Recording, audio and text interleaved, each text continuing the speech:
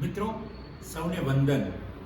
અગાઉના વિડીયોમાં મેં વાત કરેલી માહિતી, એનો કોન્સેપ્ટ, ડેફિનેશન અને માહિતીના લક્ષણો. મિત્રો ડેફિનેશન, લક્ષણો, કોન્સેપ્ટ એના કરતાં પણ આપણે આગળ વાત કરીશું તો માહિતીની જરૂરિયાત, need of information. It is very important in our life because today information is power, knowledge is power.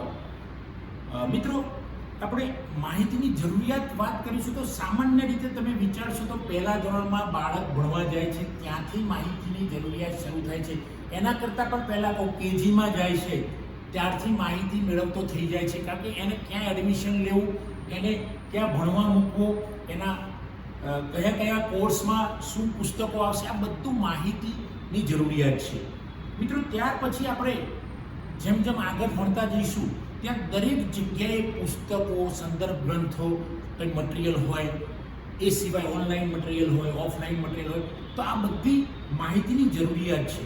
મિત્રો આપણે જ્યારે સ્પર્ધાત્મક પરીક્ષા આપતા હોય અથવા તો આપણા વિષયમાં કોઈ માસ્ટર ડિગ્રી, પીજી કક્ષાની, પીએચડી કરતા હોઈએ ત્યાં દરેક જગ્યાએ અભ્યાસમાં દરેક જગ્યાએ માહિતીની જરૂરિયાત પડે છે. માહિતી વગર હવેથી કામ કરવું અસંભવ છે. પહેલાં પણ માહિતીની જરૂરિયાત હતી જ, પણ અત્યારે જે જમાનો આજનો એઆઈનો યુગ આવ્યો છે, આજનો ટેકનોલોજીકલ યુગ જબરજસ્ત ચાલે છે. એઆઈ તો તમને બધાને ખબર છે, એઆઈ તો જબરજસ્ત ચાલે છે. એવા યુગમાં જો માહિતીની જરૂરિયાત ક્યાં ક્યાં પડે, દરેક જગ્યાએ માહિતીની. તમે ફોર એક્ઝામ્પલ કોઈ બસ સ્ટેન્ડ ઉપર ઊભા રહ્યા હોય, તમારે જવાનું હોય અમદાવાદથી વિજાપુર, તો તમે પૂછશો કે ભાઈ વિજાપુરની બસ કેટલા ગઈ, ઇટ કોલ ઇન્ફોર્મેશન નીડ.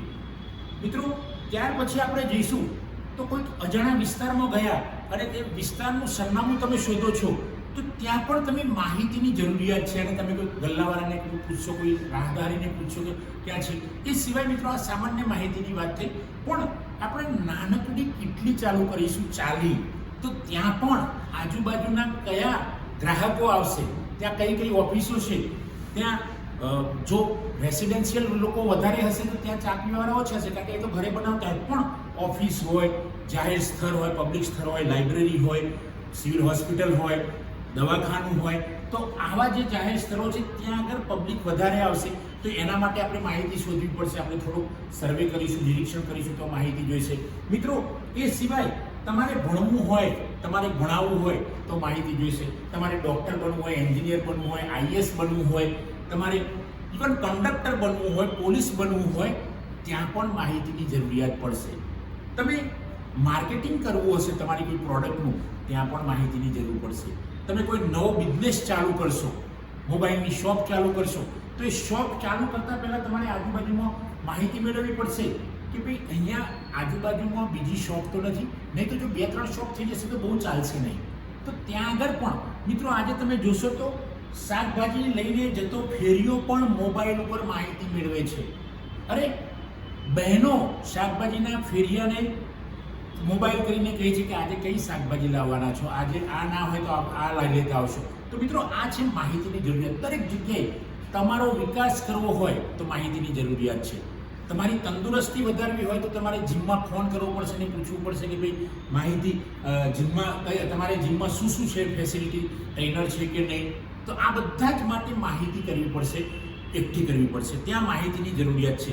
મિત્રો એ સિવાય તમારે કોઈ પણ પ્રકારની સ્પર્ધાત્મક પરીક્ષાઓ આપવી હોય, ભણવું હોય, તમે લાઇબ્રેરી સાયન્સમાં ભણતા હોય, તમે એમબીએ કરતા હોય, તમે એમબીબીએસ કરતા હોય, તમે કોઈ પણ સ્ટડી કરતા હોય, એ સ્ટડીની અંદર માહિતીની જરૂરિયાત રહે છે.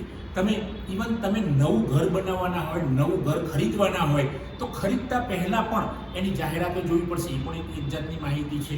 તમે ધારો કે નવું કંઈક વ્હીકલ લેવાના હોય, મોટર કાર લેવાના હોય, બાઇક લેવાના હોય તો એના માટે પણ માહિતીની જરૂરિયાત પડશે કે ભાઈ આ બાઇક કેવી ચાલે છે, આ મોટર કાર કેવી ચાલે છે, એ કઈ કંપનીની સારી છે. તો બધા જ માટે માહિતીની જરૂરિયાત છે. મિત્રો આજે માહિતી પરમાવશ્યક બની ગઈ છે. એનો રોલ, વાઇટલ રોલ છે. માહિતી, ઇન્ફોર્મેશનનો રોલ ખૂબ અદ્ભુત છે. કદાચ આપણે માહિતી વગર એકાદ કલાક પણ ના રહી શકીએ, કારણ કે આપણા વિચારોમાં જે આવે છે એ પણ માહિતી છે. આપણે કોઈકના વિશે વિચારો કરીએ છીએ એ પણ માહિતી બની જાય છે. તો આજના એઆઈના યુગમાં પણ માહિતીની જરૂરિયાત છે. મિત્રો, ભૂતકાળમાં પણ માહિતી હતી. શબ્દ કદાચ માહિતીની જગ્યાએ બીજો હશે, પણ ભૂતકાળમાં પણ માહિતી હતી. કારણ કે માહિતી વગર માણસ જીવી શકતો નથી. કારણ કે માહિતી એ આદાન પ્રદાન થાય છે, ત્યાર પછી જ માણસનો વિકાસ સંભવિત બને છે. માણસ કોઈ પણ ક્ષેત્રમાં આગળ જઈ શકે છે. તો મિત્રો, આ માહિતીની જરૂરિયાતવાળો મારો વિડીયો જુઓ, આપ એને લાઈક કરો, શેર કરો, કમેન્ટ કરો, અને જો મારી ચેનલ સબસ્ક્રાઈબ ન કરી હોય તો સબસ્ક્રાઈબ કરો. મિત્રો, આ દરેક વિષયના વિદ્યાર્થીઓને કામમાં આવશે, દરેક વિષયના, પણ એમાં ખાસ કરીને લાઇબ્રેરી અને ઇન્ફોર્મેશન સાયન્સમાં ભણતા વિદ્યાર્થીઓને તો ખૂબ કામમાં આવશે. મિત્રો, આપ સૌને નમ્ર વિનંતી છે કે આ વિડીયો બને એટલો પ્રચાર કરો. થેન્ક યુ દોસ્તો. જય હિન્દ, જય ભારત.